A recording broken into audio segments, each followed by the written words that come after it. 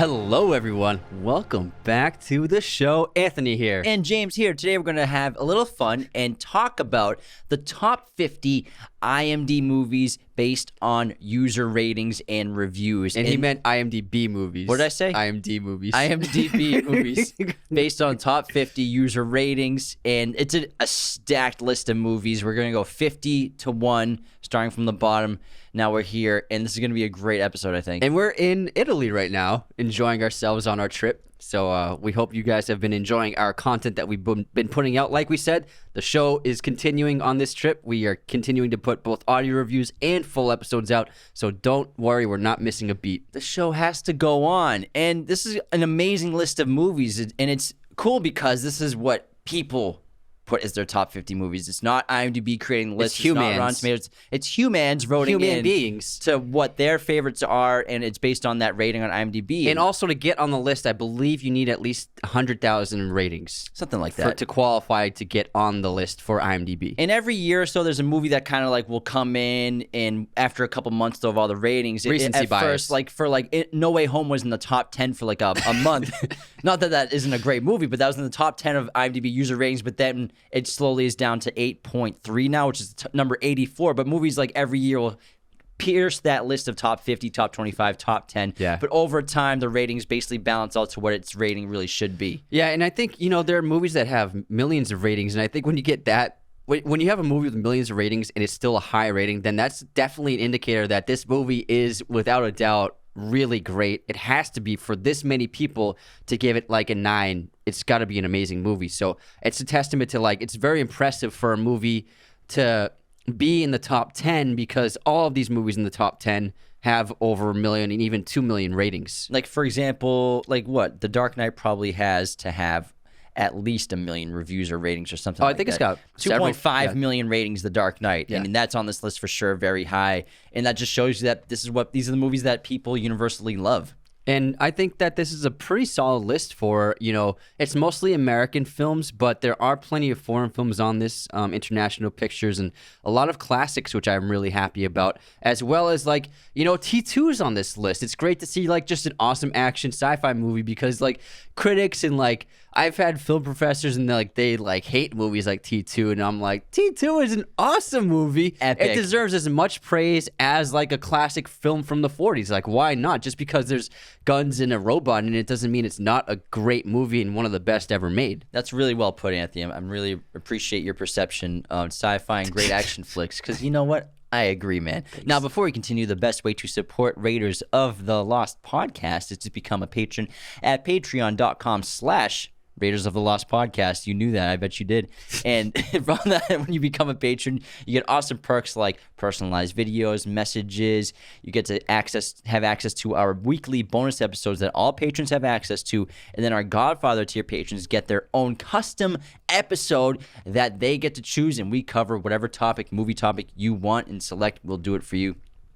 You also have access to our Discord if you are a $10 or $25 tier patron. We interact with that every day, have watch parties. It's a lot of fun. We also launched our podcast masterclass online course last year. So for anyone who wants to start a podcast or improve their current podcast, the link is podcastmasterclass.teachable.com, or just go to our website, raidersoftheLostPodcast.com. It's right there in the homepage, all our contact info, source of content, merch, custom movie posters. Thanks so much for tuning in around the world. Hit the notification bells, leave those 5-star reviews. They help so much. Now let's begin our episode on the IMDb top 50 movies, and we're going to start at number 50, and it's going to be Alien, which has an 8.5 on IMDb out of 850,000 ratings. What a way to start with a bang. One of our favorite movies of all time. We just did an episode on it last month where we did Maximus versus Ellen Ripley. We talked about Alien a lot. We've done an episode on Alien and Aliens, and this is one of the best movies of all time. Ridley Scott directed this. Sigourney Weaver really changing the game in sci-fi and action for female actors and characters, and it's just a really iconic film. Yeah, this is just one of the best horror films ever made, one of the best sci-fi films ever made, and just one of the best flat-out films ever made. Ridley Scott stamped his legendary status with this movie, and it's to this day, it's one of my most watched movies, easily, and I still never get tired of it. I'll put it on, and I can just am endlessly fascinated while watching it. Always take away new details here and there, and just I love the world that they crafted in this movie. Me too. It came out in 1979, and it's going to live on forever. Next up at number 49, we have Alfred Hitchcock's classic Rear Window, which came out in 1954 and has an 8.4 rating on IMDb, which I think is I think it might be my favorite Hitchcock movie. It's just such an impressive feat of storytelling and filmmaking because the entire movie takes place in one room. It's unbelievable. There's only one other movie on this list that also does that. We'll get to that later on. It's a little bit closer to the number one spot, but that's a movie as well that takes place in one room. And this one in particular, it's so visually stunning. There's so much packed into it, so many layers. It's different from that other movie because of how much visual stimulation and visual storytelling that Hitchcock put into the film, taking on the perspective of the lead character. Beautiful casting, excellent performances, terrific production design. The set is just one of the most iconic sets in history, and I just really, really love this movie. Moving on to number 48, we have Grave of the Fireflies. Crying already. This has an 8.5 rating. Came out in 1988, directed by Isao Takahata. And we talked about this in our anime episode. It is one of the most tragic films you'll ever see, not just in anime, but in cinema in general. Really beautiful animation, but it's a horrible story about this young boy and his little sister trying to survive in Japan during World War II. And just the tragedy that befell the civilian population of Japan, and also just what happens to communities Farmers, during war, yeah. and just the middle class and the lower class, and how they suffer the most out of everybody. And it's horrific and tragic. Does have beautiful moments, but it is a really hard watch, but also a beautiful and important and powerful film. And I love the animation, the use of light, minimalist lighting, and the dark scenes, because generally animated films historically tried to avoid dark sequences and moody lighting, and it's just beautiful animation in this movie. Next up, we have Harakiri, which is at number 47. This film came out in 1962 and it has an 8.4 rating on IMDb. This is a Kobayashi classic, and it tells the story of how the samurai culture and samurais, they were once a strong part of families in different regions of Japan, and then they basically not so much died out, but the idea of having samurais and employing them was over and done with. And so they, lost work. They lost their jobs, basically, and many of them fell into disillusionment. And this film details the negative effects that entire cultural change had on the samurai. And also the concept of the honorable suicide, which also people they relate to the high suicide rates in Japan today, which exists still. Intense shame. And the concept of this main samurai wants to go and commit his suicide on this land, but then it leads to a dispute, and it has one of the greatest samurai duels, one-on-one duels in the history of cinema. In the field, it's so cool. Really it's beautifully shot. The cinematography in this movie is exceptional. Great set design. Wardrobe is off the charts. And the fight is great because it's long, but it's not like they fight for a while. There's just so many long beats and patient filmmaking, and the cinematography is insane. You guys can gotta watch tell that Kill Bill, Beatrix Kiddo versus Oren Ishii is heavily influenced, I think, by the final duel in this movie. Absolutely. Big time. That last fight for them in Kill Bill 1. Because it's not like Three Musketeers where it's just like we're just like bashing swords over and over and over again. It's like it's the samurai fighting style was like attack or just one attack or a defensive maneuver, and then you would take turns trying to like these moments of just like trying to strike and then back away. It's like chess. Yeah, exactly. It's great.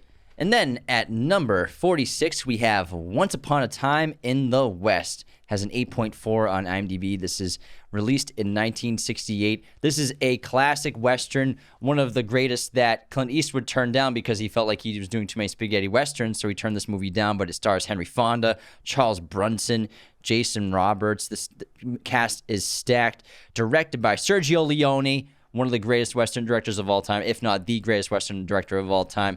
And it's a great story. There's an antagonist who's taking control over land that has a well, and then there's a dispute over the land, and just great Western sequences and shootouts, and it's awesome. And it has one of the best openings ever. It's like a 20-minute opening sequence with no dialogue, and it leads to a shootout, and it's so well done and crafted. It's amazing. It's one of the best openings of all time. Next up, we have Modern Times, which came out in 1936. And this was directed, starring, and written by Charlie Chaplin. It has an 8.5 rating on IMDb. Charlie used amazing set design, production design, illusionment with the cameras to craft an amazing piece depicting the industrialization of America. Yeah, it might be his funniest movie too, Yeah. and it's the character, the Tramp, his most iconic character and role he played in many of his films. And you know, the Tramp like gets work in this industry factory, and it's like a satire on the concept of factory working life and just the mechanics of that, and how it just like saps your soul. Very timely during this era. And he goes to jail a few times, and I love how his movies always show that like there are like no consequences for going to jail. You're like right back on your feet afterwards. It's fine, yeah. It's no big deal. It's so common for him, but it's a really great film. It's one of his best of all time. Number 44, we have The Untouchables. This has an 8.5 on IMDb. Came out in 2011. A great French film directed by Olivier Nakache and Eric Toledano. And this is a very heartwarming story. It's based on real people. There's the character Philip, who is a paraplegic and has a live-in caretaker, but he's also an aristocrat and very wealthy and articulate person, but he has a caregiver, and they just bond over this incredible relationship, and it's really just a story about a friendship and about love between these two men. It was a massive success in Europe. I think it might be one of France's most successul movies, if not. Made $428 million in US dollars. Yeah, I think it might be its most successful film in France's history, and it was adapted in America with Bryan Cranston and Kevin Costner in the roles. But it's a very sweet, endearing, touching film, very emotional, also very funny. Next up at number 43, we have Whiplash, which came out in 2014 and has an 8.5 rating on IMDb. This is Damien Chazelle's debut film, which he adapted from a short film. He submitted to a few festivals and was successful with that. And obviously, this was a terrific debut performance from debut directing performance from Chazelle, as well as a breakout role for Miles Teller, and then a career-defining role for J.K. Simmons, who is excellent as Fletcher. It's extremely intense, visually stunning. I love the sound design and the musical score crafted for the film. I think it's a pitch perfect film. Yeah, we covered this in our episode. We did Whiplash versus La La Land, because they're both music heavy films that came out around the same times, and we like them both so much. They're both directed by Damien Chazelle, but I think Whiplash is just one of the great films of the last 15 years for sure. It's really well made. You can see the skill of Damien Chazelle at such a young stage in his career for sure. The debut, the short film you can find on YouTube, it even starred J.K. Simmons as well, a different lead actor as the drummer, the kid from this other movie. Yeah, he's in a few other movies. But Miles Teller and J.K. Simmons are just so sensational in this role. The music is tremendous. The accuracy is probably off in terms of like how musical classes in schools are in jazz school. But it's a film. You got to make it cinematic and interesting in that way and more dramatic. But we love that movie. Number 42, we have Casablanca. This came out in 1942. Has an 8.5 on IMDb. Directed by Michael Curtis. Obviously starring Humphrey Bogart and Ingrid Bergman. Tells the story of a guy who owns a bar, and his lover, his ex-flame, has come to him for help get her and her current boo out of the country, because he is being basically hunted down by Nazis. Yeah, it's a great character piece, and it's a defining moment in cinema. Casablanca is one of the greatest films ever made, and for a reason. It's got some of the greatest lines in history, some of the most quotable lines. It's a definitive film in film history, especially in that era when combination of black and white films and color films were both being shown. And this was an old black and white film, even though they could have shot in color, but they kept it in black and white. It's just beautifully filmed, beautifully acted, an excellent movie. Next up, we have the first Nolan movie on this list out of many. Number 41, The Prestige, which came out in 2006 and has an 8.5 rating on IMDb. You guys know we love this movie. You know we love Chris Nolan. The cast is excellent. The cinematography by Wally Pfister is some of the best he's ever done. And I think this really, it's hard to rank Nolan's movies because they're all so wonderful. And this movie, you could argue, is one of his best movies without a doubt. Excellent script, intriguing. It's one of those movies that just get better on repeat viewings because of how the intricacy of the story works out and the mystery of it. I just love watching this film. Yeah, it's an absolutely incredible movie. It's so damn underrated. And it's his only script that he's adapted from other material. He adapted this from a book of the same name. But he changed it up a lot. The book is really good as well. But, I mean, what he did with this movie and the story, the nonlinear storytelling, which is one of the biggest strengths of filmmaking if you do it effectively, like he did it in Batman Begins so well, Memento, obviously, and Following as well, his first featured film that he made. You know, when he does it right, when Tarantino does it right, it is so effective, and it makes the story so much more than it could have been if just like a linear storytelling structure. And we did a whole episode on this because we adore it so much. And it's a good episode. Talk about it all. It's one of our best episodes. It's one of my favorites we've ever done. It's personal. Like if I rank Nolan's movies in terms of my favorites, it might be in my top 3 of Nolan movies. I don't know. It's so hard, like you said, to rank his movies. Yeah, 100%. Number 40, we have The Departed, released in 2006, directed by Martin Scorsese. This has an 8.5 on IMDb, and it's The Departed, man. We got to do a solo episode on this. It's probably one of the best crime movies ever made after Heat or ahead of Heat. The cast is absolutely insane. We have Jack Nicholson, Matt Damon, freaking Marky Mark, Martin Sheen. It's absurd. Leonardo DiCaprio, of course. Forgot him for a second. But it's amazing. And the intensity of this movie is so high, and it's a very, very well-written, clever script, and it's an adaptation from a Hong Kong film. But what Martin Scorsese did with this movie is just out of this world good, and he finally won his first Oscar for Best Director with this movie, which was much deserved. It was about 2 decades too late, and he should have got it so much sooner, but we're so happy he finally won for this. It's also, I think, the only American adaptation of an international film that's better than the international film. I think this this movie is a lot better than the original. The original is great, but when I watched it recently, and I was like, The Departed is way better. Martin Scorsese. Yeah, because you really know these characters. He understands the importance of character work, and so it's different from the foreign film, the international film.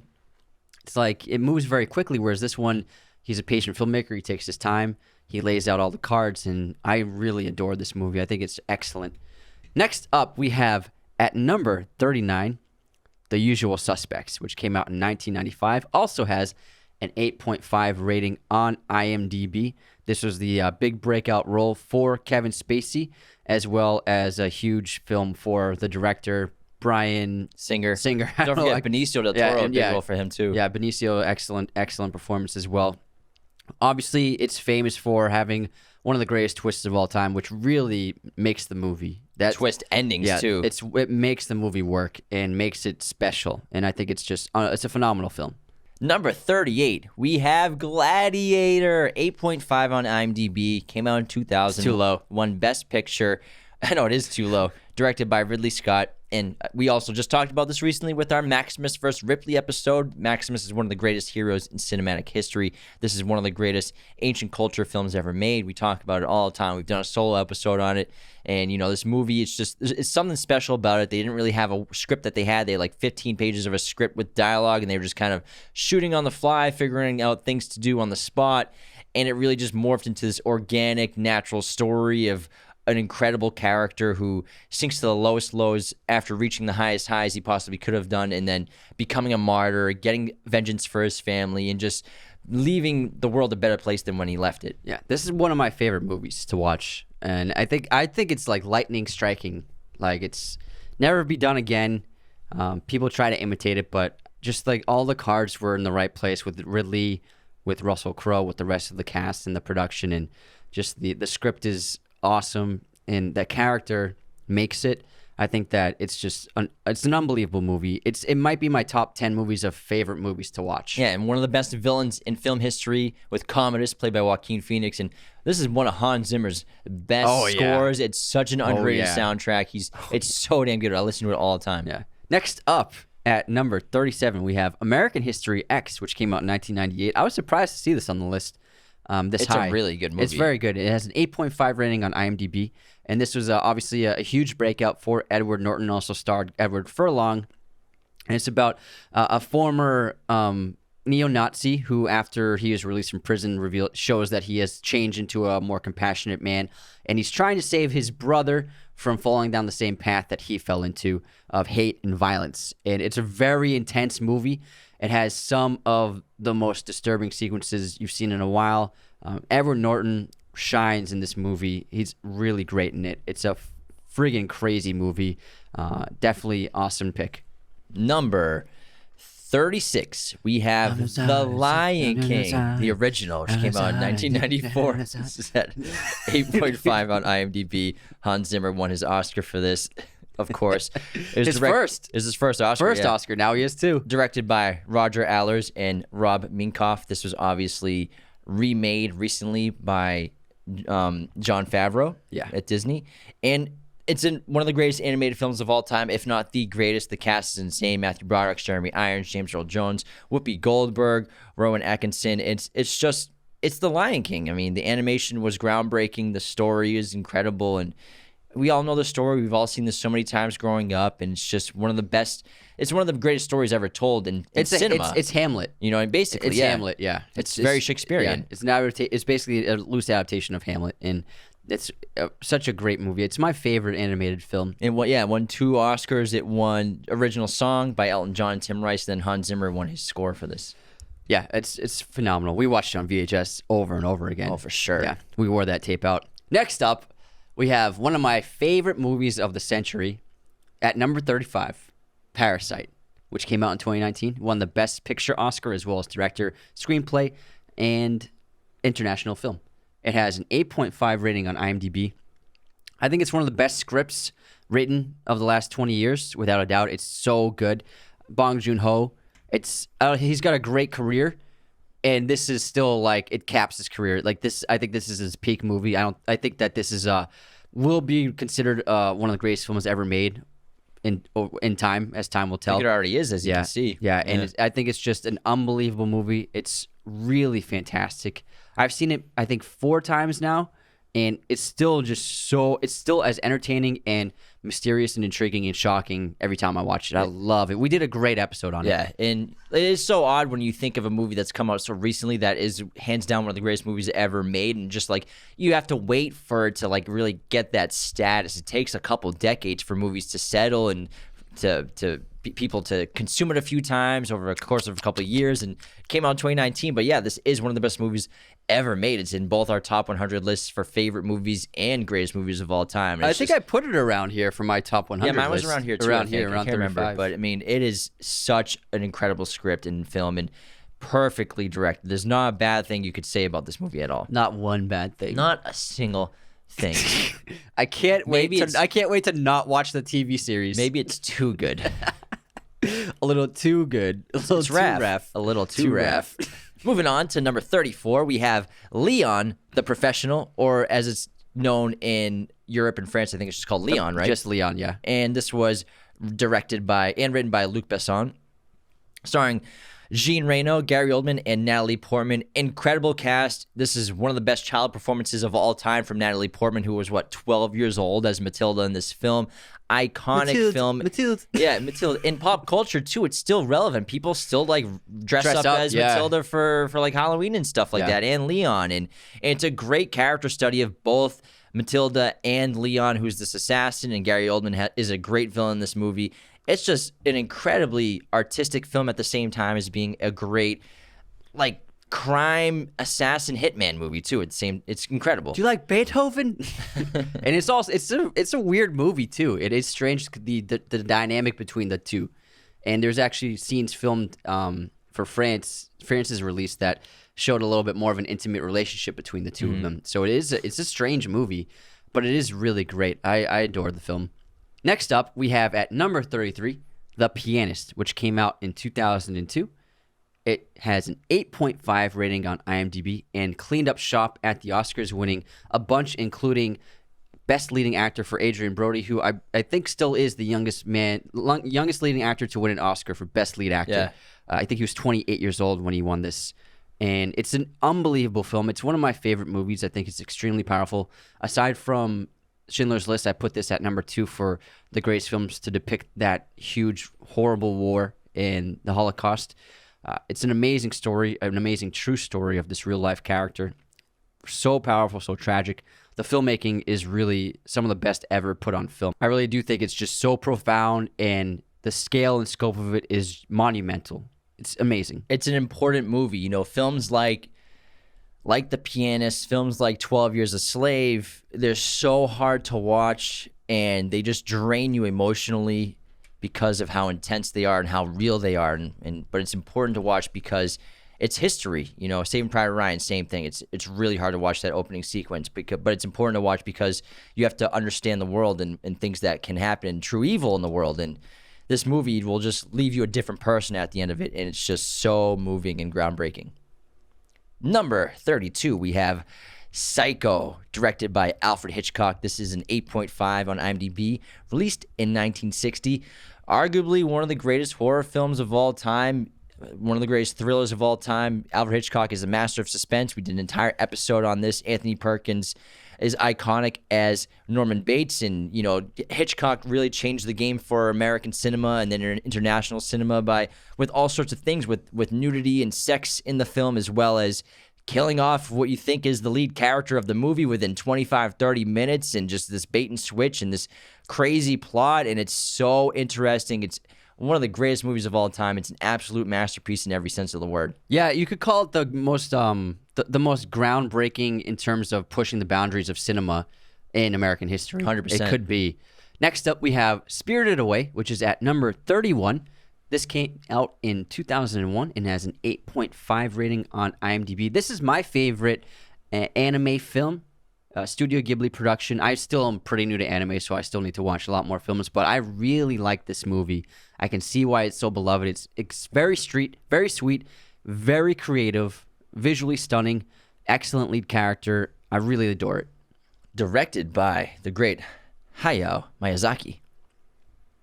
Now, moving on to number 30, we have Back to the Future. This came out in 1985. It is an 8.5 on IMDb, directed by Robert Zemeckis, and this is one of the most loved, iconic, popular films in the history of film and cinema, starring Michael J. Fox and Christopher Lloyd. And time travel is so fun, but then when you mix in like pop culture at the same time, Marty McFly is just one of the coolest characters ever. This 17-year-old kid who just rides a hoverboard and stuff like that, and goes back in time with the DeLorean. It's just crazy and so fun and interesting. It's still relevant today. People of all generations love this movie. We're doing it soon. We are. We've been saving it. Heavily requested. It's coming out either in May or June. In May, probably, but we're going to do the entire trilogy. Next up, at number 29, we have Terminator 2, Judgment Day, which came out in 1991. I am a machine. Obviously written and directed by James Cameron, and has an 8.5 rating on IMDb. Arguably the greatest sequel of all time. You could put it in the conversation. Hugely successful. Made Arnold Schwarzenegger the biggest star on the planet. It is just amazing. The filmmaking, the sci-fi, the special effects, the visual effects with the new Terminator. I think James Cameron just solidified his status as one of the greatest directors in American history with this movie. He is the master of sequels. I'm sure Avatar 2 is going to be amazing because you can never count out James Cameron. Everyone doubts him, and the Terminator 2 is everything you want from a sequel. It's bigger, better, arguably, more action, better characters. All around, everything better. Cinema, special effects, better antagonists. It's absolutely incredible. Maybe not better antagonists, but it's great. I think it's up there. But I love Terminator and the Terminator. That's a great villain. It is great. You're right. It's unstoppable killing machine. Unstoppable. Next Until up, he is stopped. Next up, we have Interstellar at number 28. This came out in 2014. 8.6 on IMDb, written and directed by Christopher Nolan, also written by his brother Jonathan Nolan. And we absolutely adore this film. It's one of my favorite movies of all time. It's one of the best space sci-fi films made in the last 2 decades of all time, for sure, too. Incredible story, very emotional themes with love, and also one of the best scores of all time, I think, from Hans Zimmer with this. And it's just an underrated piece of music, I think, that he created for the entire score and film. But we all love Interstellar so much. The story is incredible. Great acting, great characters, great everything. I remember the trailer just knocked me out. I was like, oh, I can't wait to see this. And McConaughey is awesome in it. Excellent sci-fi film. Like you said, it's definitely one of the best space movies of all time. It's up there.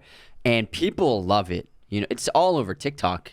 Still, I listen to it all the time. I listen to it all the time. It's also very scientifically accurate. Yeah, the black hole, scientific. they predicted, and with the help of Kip Thorne, what a black hole would look like. And then, 4 years later, they got the first image of a black hole, and it looked like exactly like Gargantuan in the film. Exactly. And it's fucking Interstellar. It's Interstellar. Interstellar. We're going to say it. Interstellar. Next up, we have another classic sci-fi film, Star Wars: A New Hope, at number 27, which came out in 1977. It has an 8.6 on IMDb. This was obviously a game-changing film in the history of cinema. It destroyed the box office.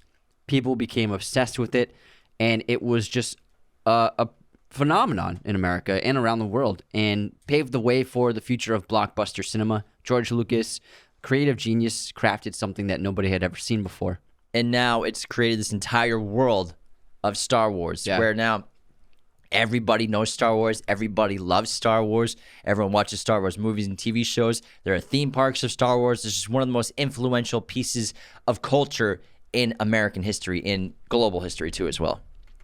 Next up, we have The Green Mile at number 26. This came out in 1999, has an IMDb rating of 8.6. One of the longest films on this list, running at 3 hours and 9 whole minutes, starring Tom Hanks, Michael Clarke Duncan, David Morse. This is a really incredible story based on a book by Stephen King, directed by Frank Darabont.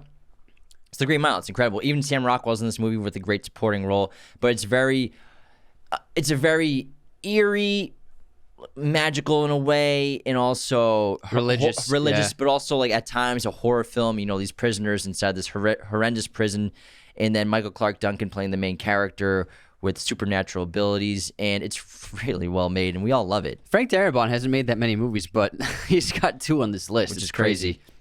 Next up, let's do one more before we head into our intermission. How's that sound? Sounds like a pretty good idea. Thanks, man. We're at 25. Life is Beautiful, which came out in 1997, has an 8.6 IMDb rating.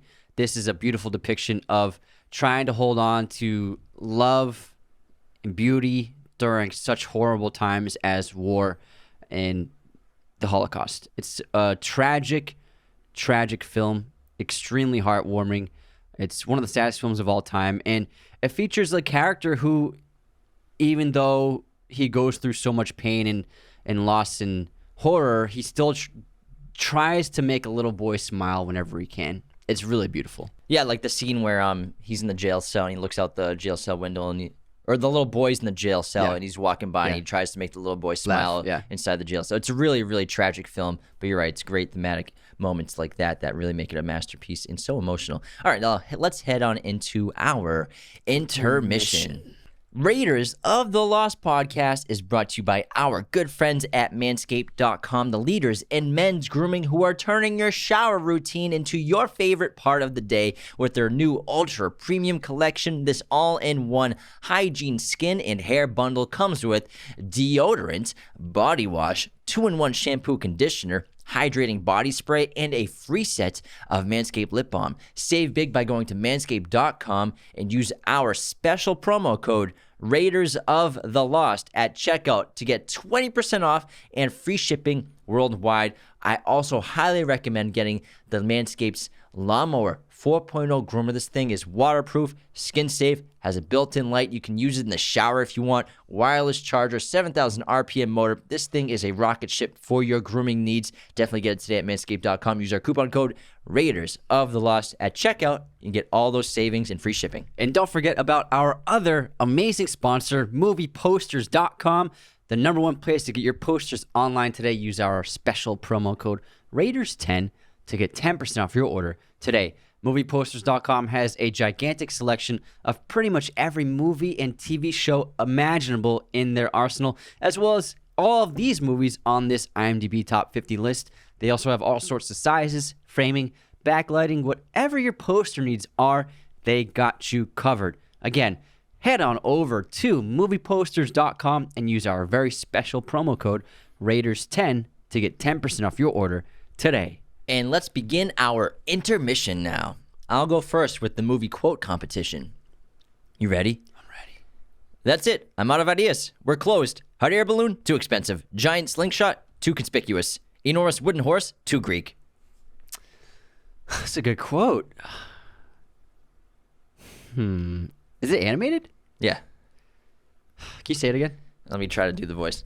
That's it. I'm out of ideas. We're closed. Hot air balloon? Too expensive. Giant slingshot? Too conspicuous. Enormous wooden horse? Too Greek. Is it SpongeBob? No. I don't know. No, it's a movie. I don't know. Monsters, Inc. It's Mike Wazowski. Oh, with hiding Boo. Yeah, gotcha. Good one. All right, here's my quote. It's a couple of lines with two characters. All right. 3 bags of Tostito scoops, I noticed. There's a special on these tonight. 3 for 1. 3 for 1? Yep. How can that be profitable? How can that? Hey, let me say. How can that be profitable for Frito-Lay? I love that quote.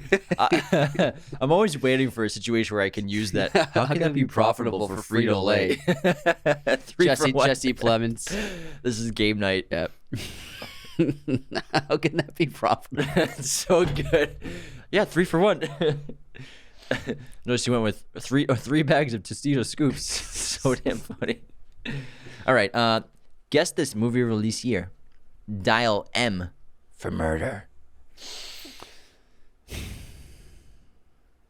1954. Yeah. Yes. Oh yeah. Nailed it. Oh yeah. That's right. Whoa. Whoa, kid. Woo. Calm yourself. Okay, what year did Arrested Development start? That's a good question. I feel like is that 90s? No. No, it's not 90s. 2000s. It's not that old. It's a rhetorical question. Okay. Okay. 2000. Sorry to help. 2001. 2003, you fucking moron. Cool it with the F-bombs, bro. That makes me feel old. I used to watch this show when I was a kid. I know, right? Yeah. 2003, man. All right, movie pop quiz time. What sports movie did Penny Marshall direct? Good question. Shoot.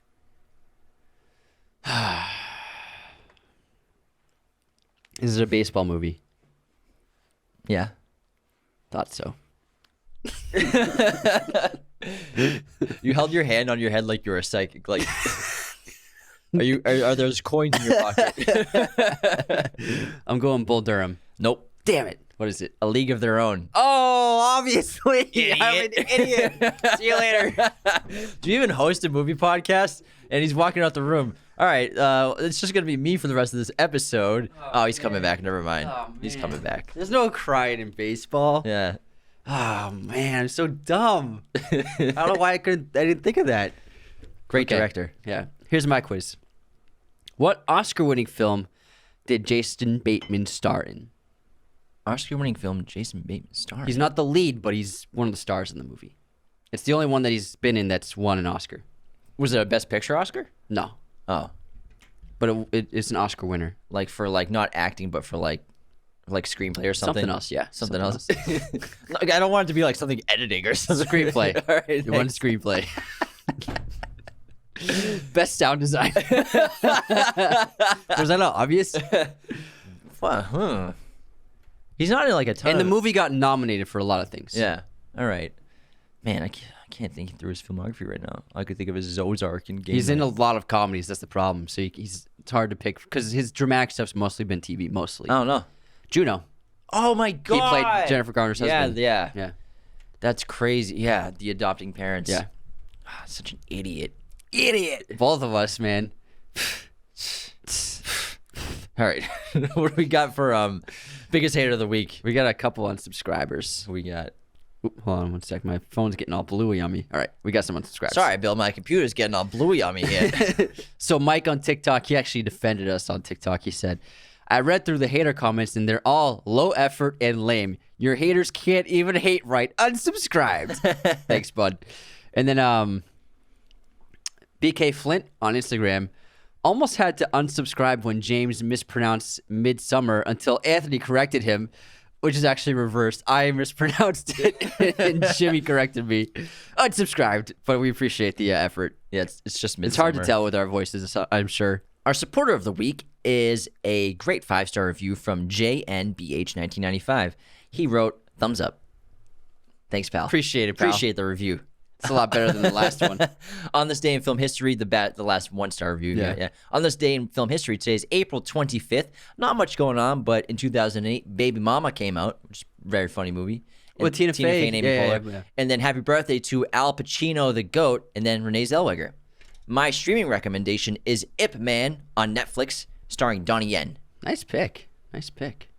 I picked, for my streamer, Jurassic Park is now on HBO Max. So get ready for the new film by watching the incomparable classic. The OG. The OG. Now let's get back into the rest of the top 50 movies on IMDb, and we'll get into number 24 right now, which is Saving Private Ryan. This is an 8.6 on IMDb. Came out in 1998. Arguably the definitive war film, the best war film of all time, starring Tom Hanks, directed by the great Steven Spielberg. We've all seen this movie, one of the most powerful films ever. Not even just about war, but just in general. One of the most shocking battles you'll ever see in a movie ever, because it's so accurate to what it was really like, the storming of the beaches of Normandy in World War II.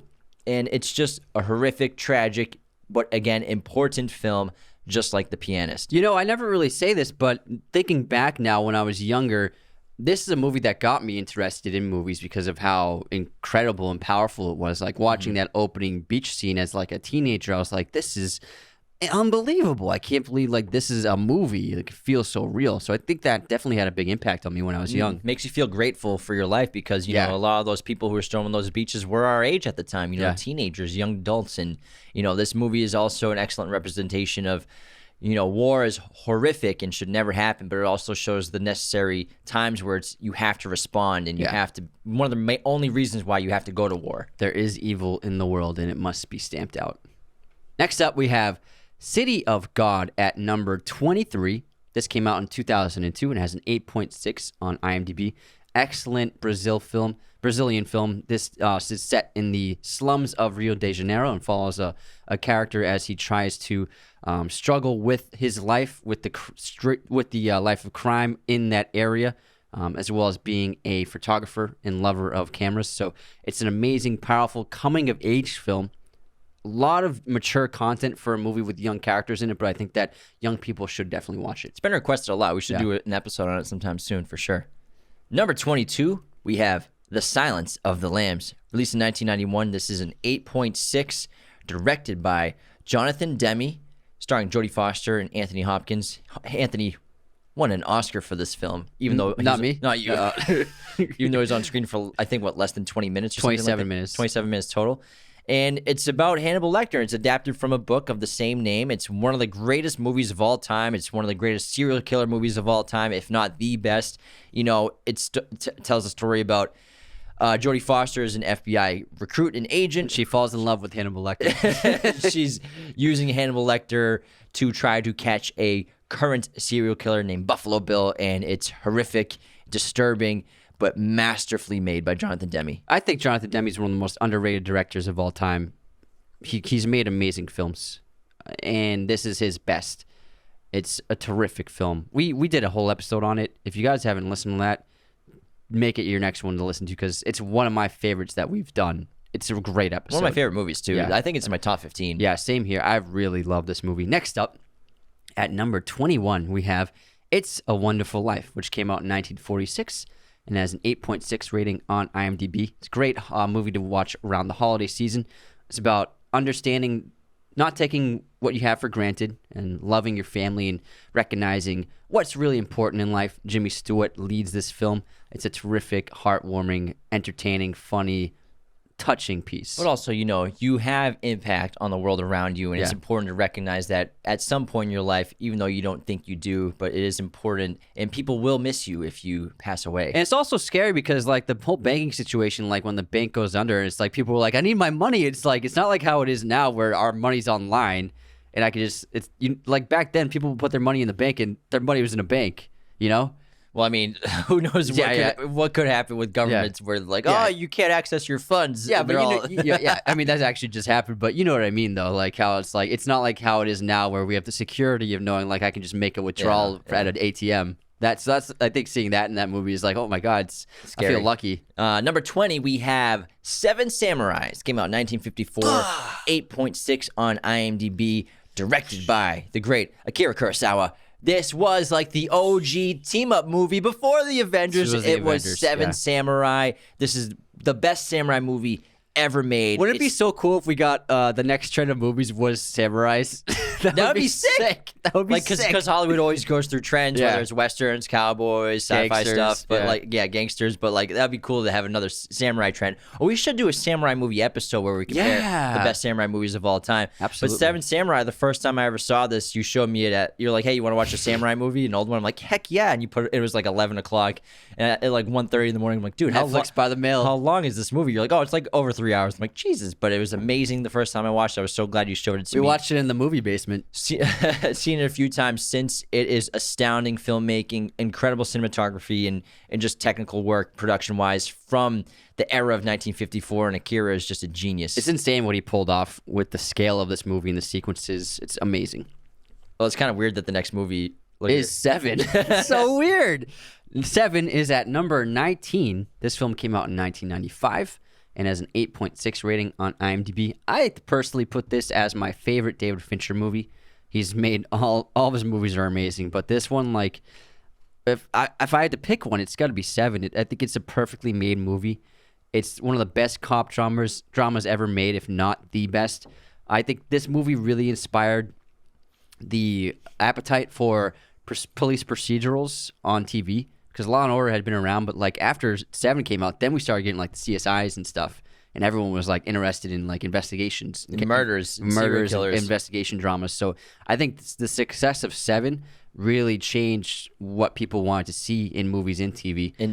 And David Fincher is a perfect director in this film. It's absolutely stunning. It's so interesting, the films he takes on and the stories. He doesn't write screenplays. He doesn't write original screenplays, but he makes. Not every director writes. Yeah, most directors actually don't write. Obviously, he's working on the screenplay after it's been written, and for the film, like all directors do for the most part. But I mean, he's most strictly just a director and stuff like that. But it's interesting that he always picks a lot of murder movies and stories and serial killers, and he's just fascinated by the concept of serial killers. Clearly, even his show Mindhunter and stuff like that. But I mean, I think he just has a talent and a knack for really capturing the intrigue that people have for these types of situations, these types of crimes and murderers and serial killers and situations. And he does it so well that it disturbs you, but also makes you fascinated by it at the same time. And I can't wait for his next film, The Killer, which is going to be a serial killer movie that stars Michael Fassbender, coming out this year, I think at the end of the year. Guess who wrote it? The guy who wrote Seven. Yes. Yeah. It's going to be awesome. Yeah, so can't wait for that. But Fassbender and Fincher, oh man, sign me up. Seven's iconic. It's incredible. We got Brad Pitt, Morgan Freeman. What more could you need from two lead actors in a movie? And then Gwyneth's head in the box. It's crazy. What's in the box? What's in the box? We have to say it at least once. Number 18, we have One Flew Over the Cuckoo's Nest, which came out in 1975. This is an 8.6 on IMDb, directed by Milos Forman, starring Jack Nicholson. This is one of the 3 films in cinema history that won the Big Five, won Best Director, Best Screenplay, Best Picture, Best Actor, and Best Actress. And then one of the best antagonists in film history with Louise Fletcher playing Nurse Ratched. And this movie's incredible. It's an early Hollywood film that really tackles mental health, which has become, fortunately, a well discussed and tackled subject today in a lot of cinema and films, and we've talked about it in recent episodes for sure. But I think this is just a masterpiece in filmmaking in general, and maybe Jack Nicholson's best performance. One of the most tragic endings ever, too. It's so powerful. Next up, we have, at number 17, Goodfellas. This came out in 1990. and has an 8.7 on IMDb. This is one of my favorite movies, directed by the great Martin Scorsese, with one of the best casts of all time, with Robert, little Joe Pesci, and then Ray Liotta. Little Joe Pesci. And then I think this is the most entertaining movie ever made. It's I think it could be my favorite movie to watch, just to watch. If I want to put it on, I'll just be like, okay. Or if it's on TV, like I'm happy to watch it, no problem. It's amazing. There's so many layers to it. There's so many scenes. It's so fun. It's chaotic. The music, the perfect directing, and just it's so cool. I love it. It's like a gangster epic. Yeah. You know, Henry Hill is this wild character, whether or not you believe all of the exploits that he says he did or occurred in his life that are depicted in the film and in his book. We don't know for sure. But, you know, the character... But it makes for a good story. Makes for an incredible film and story. And Martin Scorsese, this could be his best movie. It's like this, Taxi Driver, The Departed, they're all up there. Plus, I mean, some others. Raging Bull. But Goodfellas, like Anthony says, is the most entertaining movie probably made. And I don't know anyone who doesn't like Goodfellas. I've shown Goodfellas to people for the first time, and it blows their mind every time, and it becomes one of their favorites instantly after they watch it. And I can watch this every day. It's a desert island movie for sure for like a top 10. It's just so damn good, so damn fun, so quotable. Some of the best characters ever. Ever, kid. At number 16, we have The Matrix. This came out in 1999. It is an 8.7 on IMDb and is an absolute masterpiece in filmmaking, written and directed by the Wachowski siblings. It's so damn good.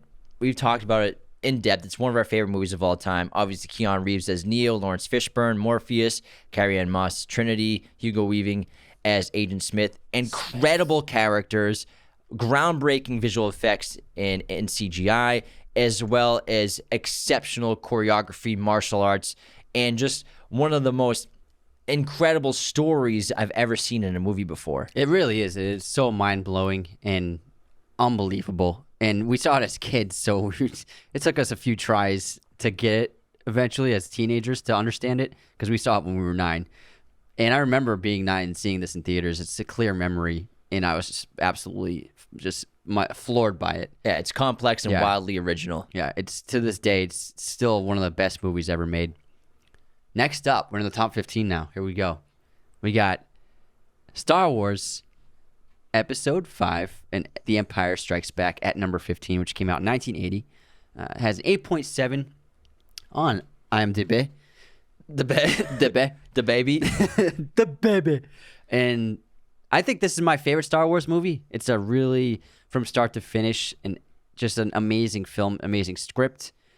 You know, we know the characters by now so well, and so we don't have to do the origins of these characters' introductions. Like, we're just full tilt right into the action. Great set design in this one. We finally get Yoda. John Williams adds some of his best pieces of music as well. We get Yoda's theme in this, as well as we get the Imperial March in this. So 2 iconic themes made by the master composer, as well as just improved visual and special effects, because Lucas got a much bigger budget this time. All in all, we have the memorable villain, the confrontation near the end. It's just an amazing, amazing movie.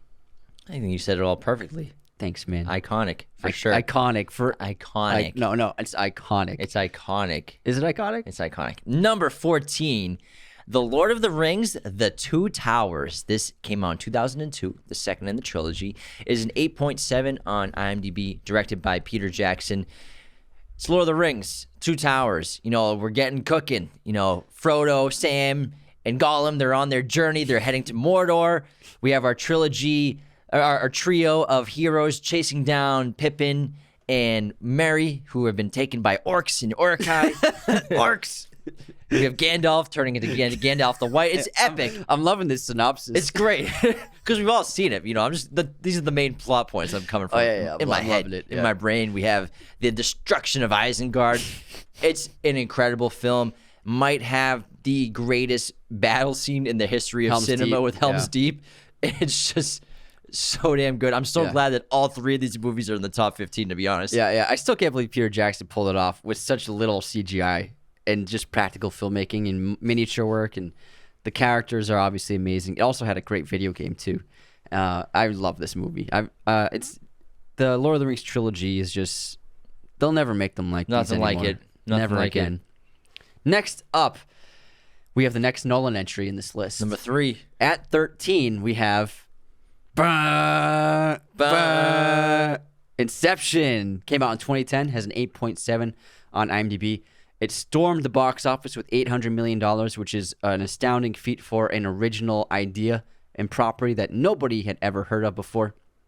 Chris Nolan really showed his power and skill as a director, especially in the sci-fi genre, crafting something like this coming off of The Dark Knight. It's like, I remember after The Dark Knight, and then they posted the teaser trailer, and the teaser trailer was just DiCaprio being dragged.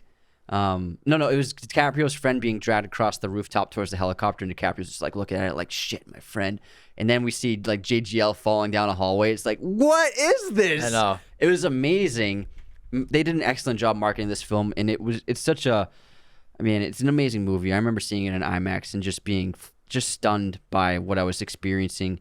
It's just a great script too. It's really, really like amazing what he pulled off. It's one of those movies that you wish you could like erase from your memory to see it again because of the experience you had watching it in cinemas, because you'd never seen anything like this before, and it was so ambitious, so groundbreaking, as incredible and unique of an idea as something like Blade Runner in the sci-fi genre. Ensemble cast is phenomenal. Leo, JGL, Elliot Page, Ken Watanabe, Tom Hardy, Cillian Murphy. It's insane. Marion Cotillard. If she's ever in a Nolan movie, don't ever trust her. She's probably evil. Probably the bad guy. Yeah. But it's Inception. This was groundbreaking in so many different ways. Practical filmmaking to the fullest and the most special things you can see in film with a camera. Amazing set spinning pieces. hallways and giant fortresses being destroyed and blown up. It's absolutely incredible what Nolan did and cemented him as one of the greatest filmmakers of all time. Not even halfway through his career. Not even, kid. Number 12, we have Fight Club. Came out in 1999. The third movie, I think, on this list in 1999 so far. Great year. 8.8 on IMDb. Directed by David Fincher, based on the book by Chuck Palahniuk, starring Brad Pitt and Edward Norton. It's Fight Club. We probably shouldn't talk about it because we're not allowed to talk about it. So yeah, we can't really talk about it. We already broke the first rule by saying it, so we can't talk about it. Anyways, moving on.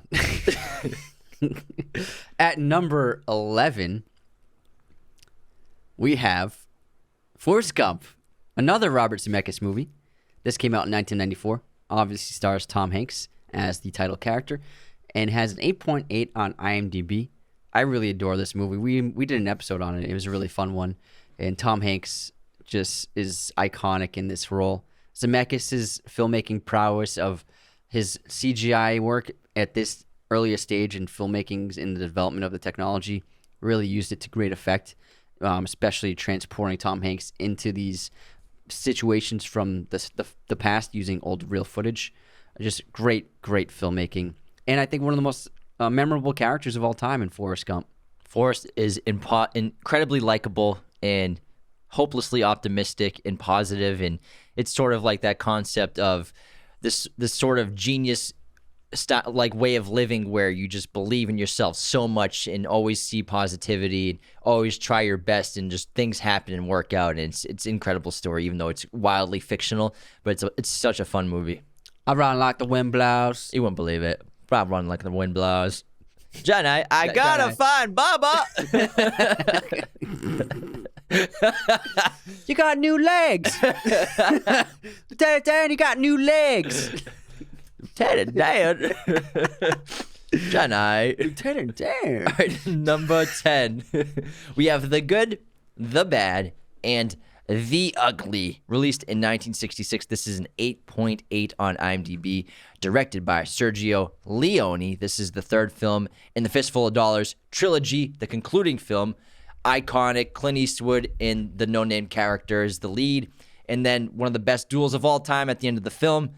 The music is incredible. Ennio Morricone, the setting, the location, the story, acting, everything about this. This is a perfect movie. But it's not filmed in America. Sam Elliott. Sorry, Sam Elliott. Did you realize this was not filmed in America, right, pal? This is one of my favorite movies, and I grew up watching it a bunch of times when I had a Western phase, and this one and Once Upon a Time in the West I watched a ton. It's really amazing. It's a long movie. It's over 3 hours, but like it's worth the watch. And 2:58 actually. Oh, sorry. Fake news, false. Yeah, I'm lying about all this. Snopes. Snopes? You still don't know what Snopes is. I'll explain later. Yeah, you always say you'll explain it, but explain it now. Snopes is a fact-checking like website and an entity. Oh, okay. Got it. So, but Good, Bad, the Ugly. Amazing movie. You guys gotta watch it. Next up, we have The Lord of the Rings, The Fellowship of the Ring at number 9. This film came out in 2001 and catapulted this franchise into a worldwide sensation. It has an 8.8 rating on IMDb. I think this might be my favorite one of the trilogy. It's an amazing movie. It's well crafted. The actors are terrific, perfectly cast. The screenplay is a great adaptation, and the filmmaking is immense. Peter Jackson pulled off the impossible, I think. All three of these movies are masterpieces, and we're introduced to all these incredible characters and hobbits and hobbiton, and it's Lord of the Rings. It's great. Oh yeah. Number 8, we have Pulp Fiction, released in 1994. This is an 8.9 on IMDb, written and directed by the great Quentin Tarantino. One of the most groundbreaking films in cinema. This changed cinema forever. Tarantino made Reservoir Dogs, got his name out there, kind of like a new young hotshot director in Hollywood. The independent film surge So hot here in right America. now. Hansel, so hot right now. But Pulp Fiction was just special. It's a special movie, could never be replicated again. Everyone tried to make their own versions of it. Some of the most iconic characters we'll ever see in cinema. I mean, Travolta, Uma Thurman, Samuel L. Jackson, Bruce Willis, Tim Roth. The cast is amazing. The story is incredible. Nonlinear storytelling. We're all over the place. We have really like 4 mini movies, all connected in different ways, and it's amazing. Yeah. One of our favorites of all time. 100%. This is like that. One of the movies that like changed my life. Oh yeah, absolutely. You never seen anything like it before. Next up at number 7, man, we're getting close to number 1. Lord of the Rings, The Return of the King, at 8.9 rating on IMDb. A massive success both at the box office and at the Oscars. It won 11 Oscars. It's the only movie to win 11 Oscars for its 11 nominations. It was a perfect record for that many nominations, which had never been done before. Still to this day hasn't been done. It capped off the franchise in the most stunning fashion. Peter Jackson, I think the accomplishment of making these 3 movies is one of the greatest feats of directing in history and will never be matched. I still think it's wild that they didn't get a single acting win for any of the movies. Yeah, it's so, like it's Ian strange. McKellen is incredible in these movies. Andy Serkis. Is great. No one even knew his name probably. I mean, Elijah's great, but I mean, not to mention Sean Astin. Yeah. Sean Astin might be the best performer in these movies. And That dude cries like crazy all the time. you may win 11 Oscars and not a single acting. I don't even think there was an acting nomination. I'm not sure. I don't think so. Either way, live on forever. One of the greatest movies ever made. Number 6, we have Schindler's List, released in 1993. This is an 8.9 on IMDb, directed by Steven Spielberg. This is about the horrific crimes against the Jewish population in World War II at Auschwitz concentration camp. And it's incredibly powerful. Obviously, it's similar to the film The Pianist. However, the perspective is of Jewish population in the camps versus The Pianist is about a Jewish man surviving in Poland. And it's tragic, it's horrific, has one of the most disturbing villains of all time with Eamon Roth, played by Ralph Fiennes. Stars Liam Neeson as Oscar Schindler, who is trying his best as a German to try and save Jewish people in these camps, working in his factories and then saving them at the end of the film. Also stars Ben Kingsley. Yeah, it's got one of the greatest transformations for a character in film history, from a war profiteer to a selfless man trying to save lives. Great transition and transformation for the character. Based on a real person. Yeah. True story. Next up, we're in the top 5 now. This is it. These are the heavyweights. We have at number 5, 12 Angry Men, Sidney Lumet's film, which came out in 1957. It has an 8.9 on IMDb. It's about a jury room of men who are trying to come to the conclusion of a guilty verdict of a murder case, while one of the men pleads innocent and wants to try to talk it out. And it's a very relevant film. It's incredibly well written. It could be up there with best scripts ever written because of how great the film is for taking place just in one room. And it's not like Rear Window where we're looking at a huge set oftentimes. It's just a room with tables and that's it. And the actors are really full on, just like giving their A game. Great work by all of them and a great lead by Henry Fonda. It's a magnificent film. Really terrific. And the camera work in this movie is magical. It's exceptional the way it moves to the rooms, moves to the courthouse, into the room, and just you're dealing with one small space, but you have to make it interesting for an hour and a half, and they really pulled it off. And I'm sorry, there's two scenes in the bathroom as well. Yeah, but Sidney Lumet made this in his 30s, which is insane, in 1957. Number 4, we have The Godfather Part 2, released in 1974. This is a 9.0 on IMDb. We just covered it recently on the show for a solo episode. It's one of the most stacked casts of all time. Pacino, De Niro, Duvall, Diane Keaton, Cazale, Talia Shire. This is arguably just as good as The Godfather. A lot of people put it second or ahead of The Godfather, and I love this one. It's still hard for me to pick between them. I just love the storyline of Vito in his past in Italy, his origin story. This is like how you do an origin story. This is the way to do it, His origins as a child in Italy, and then in Corleone, and then his journey to America after the murder of his family, and how he rose to power in New York City. And it's incredible, but also juxtaposed with the modern current storyline of Michael Corleone and his rise to power and the heights he's trying to take the family. I love the world. I love revisiting these movies and these characters and what Francis Ford Coppola did. And this is just monumental filmmaking. The sets, the cinematography by Gordon Willis, like you said, the acting, the music, again, it's second to none. And it really is one of the greatest American films ever made. At number 3, we have The Dark Knight, which came out in 2008, grossed $1 billion, and has a 9 rating on IMDb. You all know this movie. It changed movies. It changed blockbusters. It changed superheroes. Everything Marvel did, they based upon Batman Begins and Dark Knight and the approach that Nolan took to the franchise, and how he respected in his audience to make a mature content for them to digest in superhero format. I think this is not just a superhero movie, it's a great crime film as well. And we have one of the greatest performances of all time. Excellent production cinematography. It's massive in scope. It's really fast. It's some great action sequences, one of the greatest car chases of all time.